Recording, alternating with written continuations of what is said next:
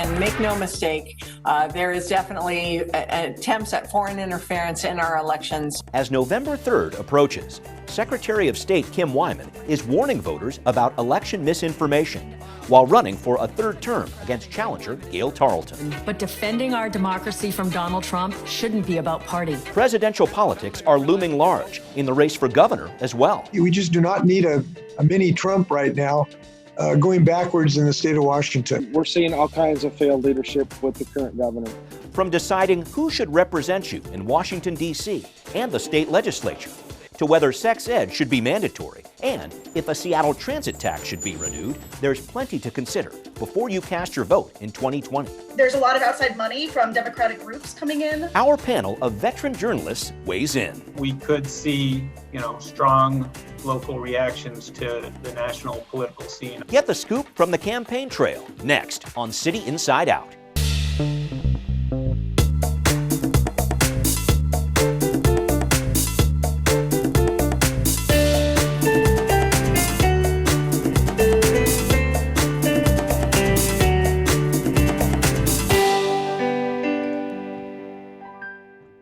Welcome to this edition of City Inside Out. I'm your host, Brian Callanan.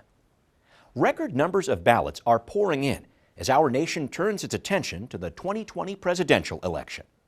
But in Washington state, we have races for governor, superintendent of schools, and other positions heating up, plus a referendum on sex education to consider. We're facing a decision in King County over whether the sheriff should be an appointed position. And in Seattle, there's a transit tax measure facing voters too. Presidential politics are pushing this election towards a 90% voter turnout rate. Now it's time to see how that will impact a multitude of state and local issues on your ballot. Tens of thousands of people have already voted. The race for U.S. president has galvanized voters nationwide. And while Washington may be considered a blue state, that doesn't mean voters can ignore the effect of partisan politics. We all deserve better. In the 8th U.S. Congressional District, Republican candidate Jesse Jensen, a former Army Ranger, says he's trying to find a moderate middle ground to unseat Democrat Kim Schreier, who says she's even more in rhythm with the pulse of her district as she seeks a second term. Save lives and build back our economy even stronger. In the 10th District, it's two Democrats facing off. We support Marilyn for Congress because she'll continue to fight for everyone. Former Tacoma Mayor Marilyn Strickland is working from a more traditional Democrat base, while her challenger, Beth Dolio, is touting her farther left credentials. It's one of the few opportunities in the nation that we have to pick up a progressive seat in the U.S. Congress. In state-level races, and we are not going to let Trump take over the state of Washington. We've accomplished a lot together. Two-term Democrat Governor Jay Inslee calls his opponent, Republican Lauren Culp, a mini-Trump and a dangerous choice in the middle of a pandemic. We're seeing all kinds of failed leadership with the current governor. But Culp, who did not seek the state GOP's endorsement when he started his campaign, has energized the right wing of the Washington Republican Party and is riding a wave of grassroots support. What a mess! Look for fierce GOP versus Democrat battles as Republican Kim Wyman tries to hold her spot as Secretary of State against Democrat lawmaker Gail Tarleton, and as Republican Dwayne Davidson fights for another term as state treasurer against challenger Mike Pelliciotti. If Democrats win both those spots, it would mark a clean sweep of state offices, with the lieutenant governor's office between two Dems, U.S. Representative Denny Heck and State Senator Marco Lias. Maya Espinoza. The state schools superintendent job is not a partisan office. But challenger and nonprofit leader Maya Espinoza is campaigning on the state Republican Party's effort to reject a comprehensive sex education bill also on the ballot this fall. My opponent is the one that ignored parents and educators and championed this policy. Incumbent Chris Rakedahl says Espinoza doesn't have his credentials in governing, education, or finance. And he says she's been misinforming voters about the sex ed measure. I understand politics. I don't respect dishonesty about a bill as important as this for safety. But that bill, Referendum 90 on your state ballot, has garnered hundreds of thousands of opponents who say it promotes a sex ed agenda that goes too far. We are against a mandate that is eliminating school board choice and taking authority away from parents. But supporters say Referendum 90 clearly offers parents and school districts the ability to choose age-appropriate materials, and say the measure will protect kids. The single most impactful thing that we can do in this state to prevent sexual violence is to approve Referendum 90. On the local level, King County voters will decide on a 20-year, $1.74 billion property tax levy to make improvements at Harborview Medical Center. And they'll have several other choices, including whether or not the King County Sheriff should be an appointed, not elected position. Prop 1, to renew the 6-year Seattle Transportation Benefit District, is the only citywide measure on your Seattle ballot. I support Proposition 1 because I think transit is critically important to the health of a city. The measure, which pays largely for added transit service, reduces the size of the current STBD by not calling for the car tab fee it did previously.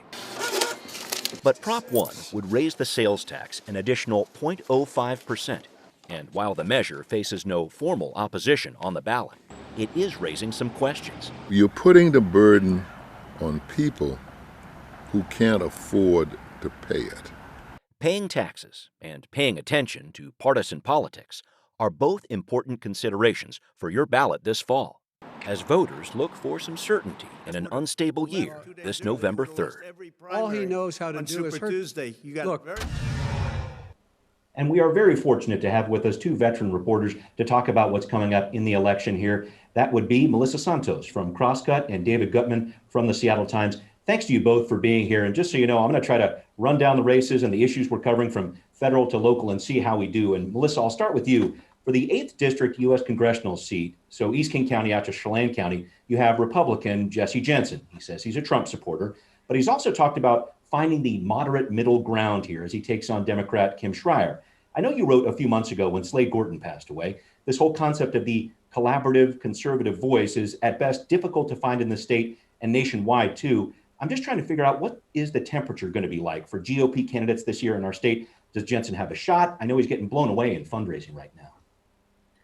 Well, that's a really interesting race because you'd think that Kim Schreier would be polling a little better and it would have performed a little better in the primary. And I think people were disappointed on the Democratic side in her performance. But there is kind of this expectation that Democrats are going to do very well in November. So it's still, I think, an uphill battle for Jesse Jensen, the Republican, in that race. And we'll just have to see what happens on that one. But definitely he has a shot. Yeah, and almost on the flip side of that, Melissa, looking down in the 3rd Congressional District, very interesting race there in between Jamie Herrera Butler and then on the other side there, Carolyn Long, the Democrat opponent there. In terms of where the Republicans are putting their money this year, it looks like it's in that 3rd district race because that could be something there. Because Butler, who 4 years ago said, I couldn't really go along with voting for Trump, is now saying, yes, I am. It's an interesting flip going on there in the 3rd district.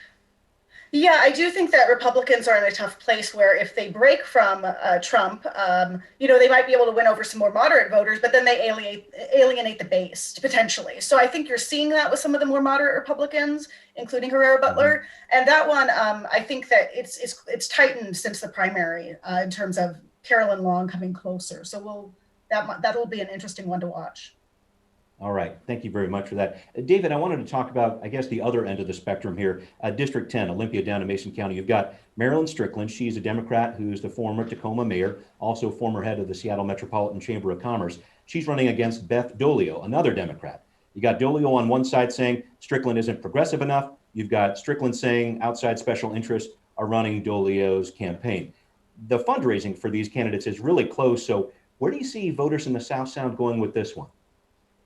I think this race is really a good kind of microcosm of what's been going on in the Democratic Party nationally over the last 5 years, at least, where, on the one hand, you kind of have a more moderate, in this case, very business-friendly Democrat in Marilyn Strickland, who ran the Chamber of Commerce, and challenging her, you have a more progressive candidate with more radical ideas, supporting the Green New Deal and Medicare for all.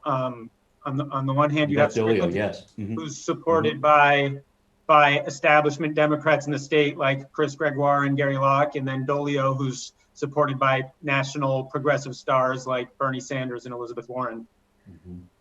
Yeah, but where do people fall on this one? This is going to be an interesting one to check out because I guess Democrats are trying to find a voice here in our state too and nationally. Is that what you're seeing there, David? Yeah, well, I mean, I don't know where people fall. We'll see once the voters cast their ballots. Strickland did win the primary fairly handily, and I think it's fair to view her as a favorite. The outside money that you mentioned is coming in mostly for Dolio, and it's coming in through two national PACs that are both led by Pramila Jayapal, who's Seattle's congresswoman, and she's saying essentially, you know, we've got Democrat against Democrat race. She's very progressive. She wants the more progressive Democrat. Yeah, right. Predicting elections. We tried that 4 years ago. Didn't really work out that well. I want to shift, if I could, to the governor's race right now. And Melissa, you were one of the moderators at the one and only debate between incumbent Democrat Jay Inslee and his Republican challenger, Lauren Culp.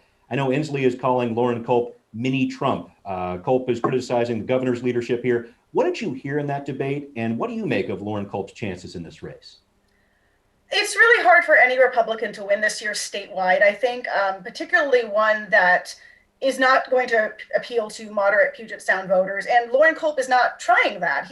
That's not his jam. Like, he doesn't want to appeal to those voters. He's saying, I'm appealing to the rural voters who have been left behind.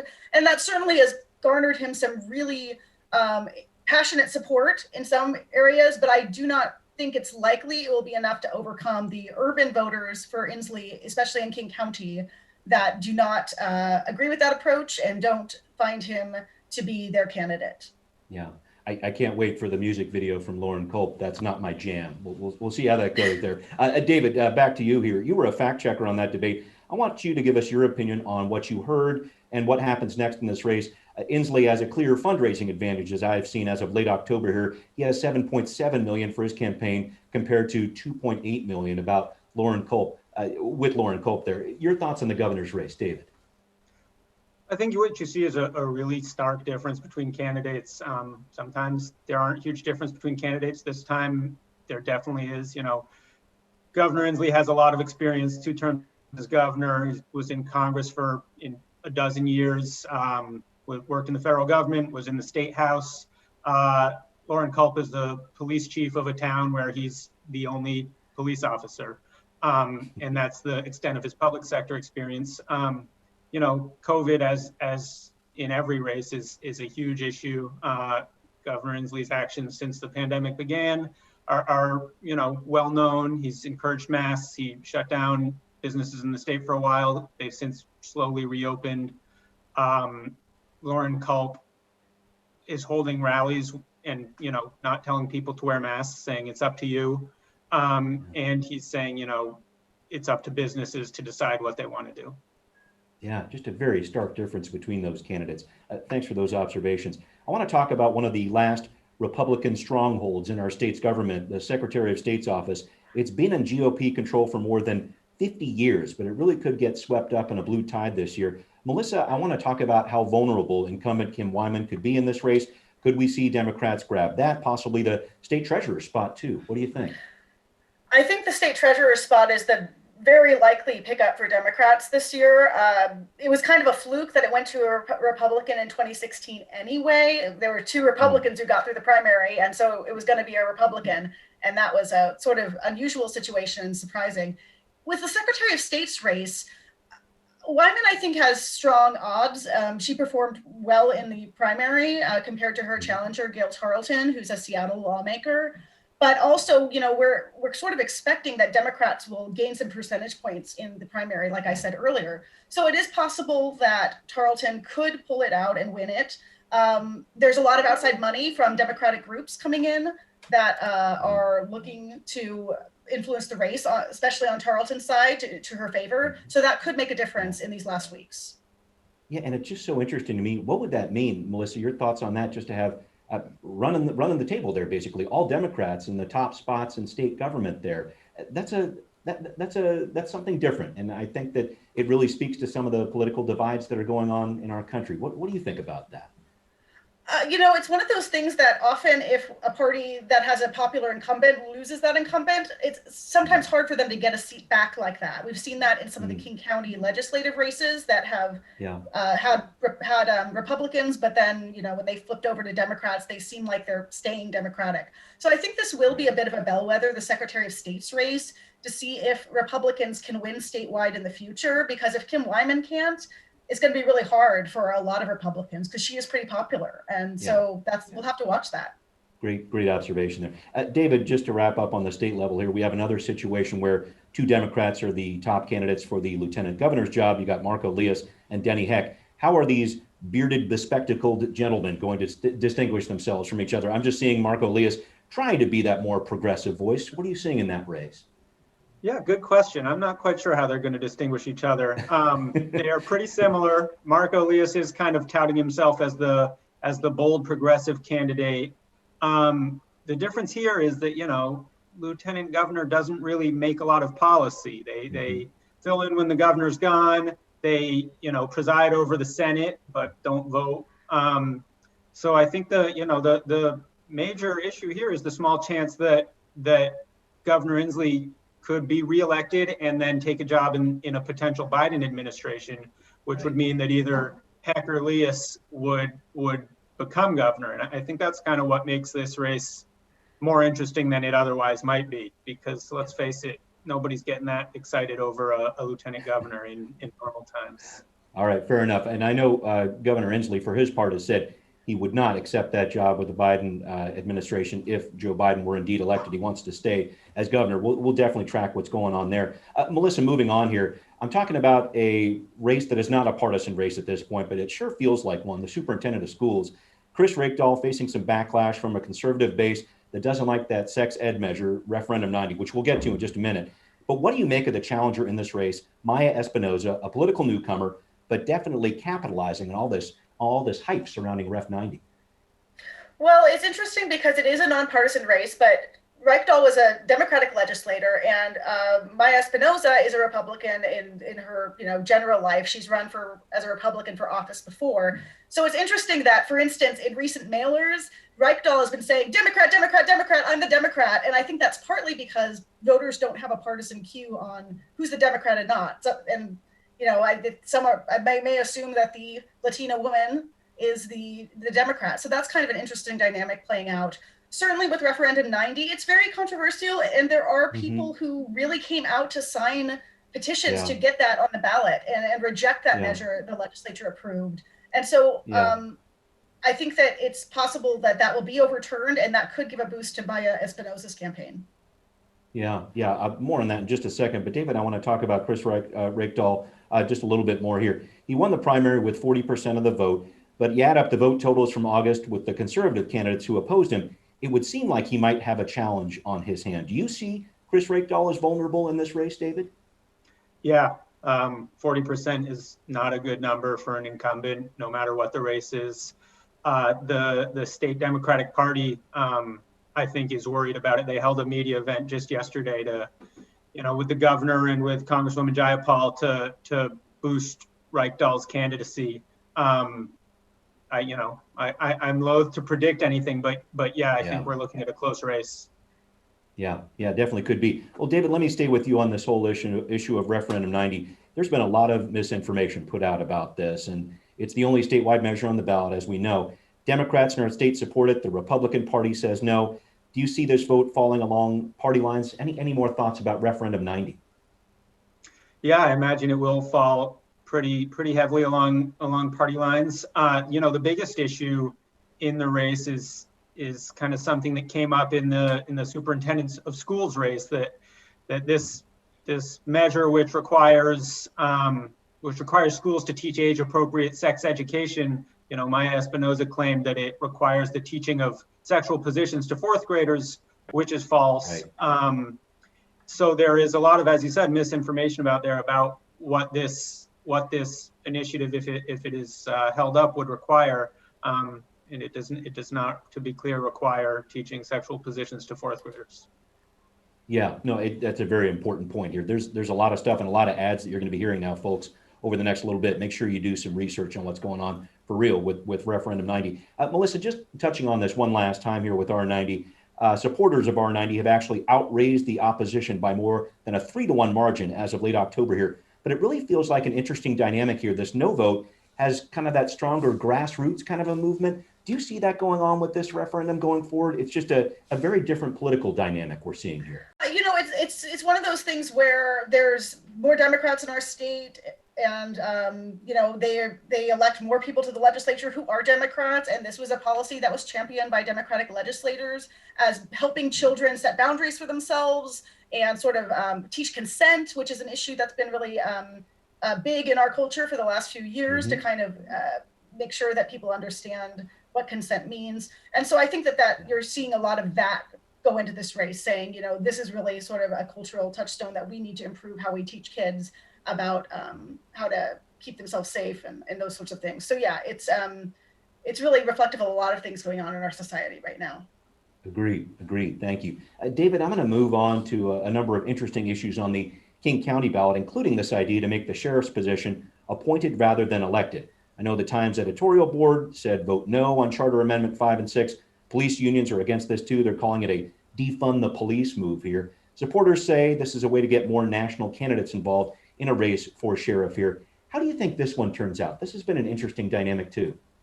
Yeah, well, we've got actually two separate proposals there, which voters will choose on separately. And, you know, the one to make the sheriff appointed rather than elected, supporters say, you know, if we have an appointed sheriff, we can do a nationwide search, we can depoliticize the office, we can get a better candidate. On the other hand, opponents say voters should choose. Why are you trying to take power away from voters? Again, loath to make predictions, but you know, voters generally don't like to give their power away. The other one, Amendment number 6, just kind of emerged this summer as, you know, with the racial protest movements, as an effort to give the county council, the elected county council, more authority over the sheriff's office. So it would let the county council strip some duties from the sheriff's office, potentially in an effort to reform law enforcement and send, you know, to certain 911 calls, they would send, you know, potentially send social workers or behavioral health workers instead of armed police.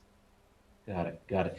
Melissa, anything jumping out at you about these King County measures here? I know we've heard a lot of talk about defund the police or whatever else around our region here. Any impact on how this is going to happen with these charter amendments for King County, or any other thoughts on, we're talking about 7 charter amendments from the county this year, including that Harborview levy. There's 8 right there. So a lot of things on the county ballot here. Thoughts about what King County is trying to do? Well, I mean, essentially a lot of them, not the Harborview one necessarily, but a lot of these are united under the banner of, well, we can't really do much to reform our police department when it's under an elected official that is not part of the King County Council. So it really did come out of the King County Council, as David said, sort of with them saying, especially Gurmai Zahalai, one of the newer council members, saying, we need this under our kind of purview so we can actually enact the reforms that, you know, we want to, in terms of directing some police funding to other services that take some of that stuff off police's plate. So that's really part of that entire debate, I think. Yeah. It's a conversation I know that's happening in the city of Seattle too. And I'll transition to Seattle if I could here. David, go to you first here. What do you think about voters? Are they going to say yes to Prop 1 and renew the 6-year Seattle Transportation Benefit District? This is for added bus service, and there's no formal opposition to it. Any thoughts on this? Seattle voters usually approve taxes on themselves. So I would say probably, you know, I guess a curveball this time is that this is a measure to fund bus service. And a lot of people who rode the bus, you know, 8 months ago are no longer riding the bus since the pandemic. So does that factor in? Or, you know, if people are riding the bus less, are they less likely to vote to fund bus service? I don't know, but it could be a factor to consider. Yeah, COVID affecting everything on the ballot this year, really. Melissa, I'm just trying to figure out if voters in Seattle are going to be able to keep their eyes open after reading through the multi-page ballot to get to Prop 1 at the very bottom here. Any thoughts on this transit measure for the city of Seattle? I agree with David that generally people in Seattle are pretty willing to tax themselves to pay for services. So I anticipate they may do that again. pandemic throws a curveball, but we'll see. It's been a while since Seattle voters have not been in favor of transit. I'd have to go back quite a ways. True. I know 62% of voters 6 years ago approved this measure, so we'll see what happens next. We need to start wrapping up here, and I want to try to talk about an issue that maybe we haven't talked about here during the discussion. You're looking forward to covering election night. What's that going to be like, doing it virtually? Any thoughts about that, David? That's a good question. Well, newsrooms like to have election night pizza. There will be no election night pizza. I'll send you one. We'll make sure you take care of that. There you go. I appreciate that. Yeah. No, it's going to be really interesting. I don't think, election night, I think, has the potential for there to be chaos and unrest. I hope not, but it has the potential. I don't think, there's going to be chaos and unrest over bus funding in Seattle, but we, with the summer we've seen and with the national political environment the way it is, I do think that although the presidential race isn't in doubt really here locally, that we could see, strong local reactions to the national political scene on election night. I would not doubt it either. Melissa, some final thoughts here, maybe something that hasn't hit the headlines as much that you'd like to talk about. Your thoughts about trying to cover the election during a time of COVID-19? Well, it's interesting because normally we would station reporters at different election night parties, but election night parties are not so much a thing during a pandemic. So we're all going to be reaching out to sources differently and also watching for what David's talking about, probably being stationed not at the Hyatt in Bellevue with the Republican Party, which is maybe not even meeting and having a party this year, but doing other kinds of reporting on election night. There's also just some interesting Seattle races that have gotten kind of interesting legislatively, which is between Democrats and or people who are on the left side of the spectrum. So we are seeing some of that reflected, that sort of inter-party tug of war between the more progressives and the more moderate Democrats, even in races in Seattle for the legislature. Yeah, can you touch on that Frank Chop race real quick? You wrote a great piece about that recently. That's one of those kind of tensions you're talking about. What's going on there? Yeah, it's one of those I could talk about for a long time, so I didn't want to bore your readers too much or viewers. But yeah, we have the former Speaker of the House, Frank Chop, is actually a fairly progressive Democrat by statewide standards probably, but in Seattle, people sometimes want something a little different, especially in his district, which is the most liberal district in Washington State. And so there's a candidate named Sheree Lascelles, and they are a activist who has been organizing for some time and creating kind of a movement around them. And they actually performed very well in the primary, better than anyone has, getting like 31% of the vote, which, and that's just a lot against Frank Chop, who's been such an institution, and he got less than 50% of the vote. So we will have to see how the other votes shake out, since there was another person in that race who was a Democrat. And, it's unlikely, but possible that Frank Chop may actually lose this year if things go really, really, really crazy to a third party candidate who's further to his left. So we will watch that, but it'd be quite the upset if that actually came through. But certainly we're seeing a stronger challenge to him than we have in the past. Thank you for breaking that down. Thank you both, Melissa and David, for the breakdown of all these different issues here, and we will be right back. What are people on social media saying about the election? Here are just a few examples. Voter suppression? Voting during a pandemic? This will be an awful election because of these uncertainties. I'm concerned. Another says, use your voice, speak up, show up, #vote. We'd like to know what you think. Send us an email at contact@seattlechannel.org or find us on Facebook, Twitter, and Instagram. Coming up next time, we'll take a look back at this historic election, including winners, losers, and what it will all mean for the future direction of our state, county, and city. The election aftermath, next time on City Inside Out. I hope you join us.